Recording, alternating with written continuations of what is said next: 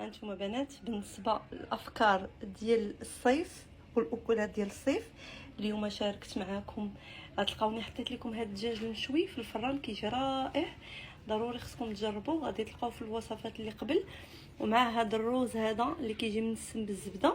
وشاركت معكم هاد الصلصه الخضراء هذه اللي كتجي مرافقه لهاد الدجاج مشوي، كتجي رائعه بزاف البنات.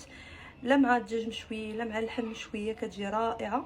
حتى هي كيمشيو تجربوها وفريمون كتجي زوينه، كتجي زوينه حتى مع البطاطا الا درتوها مع الدجاج كتجي فريمون زوينه بزاف، اولا مع دي بروشيت.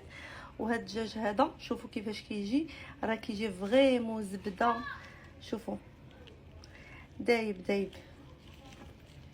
شوفوا اللحم ديالو رطبه، شوفوا راه باقي سخون.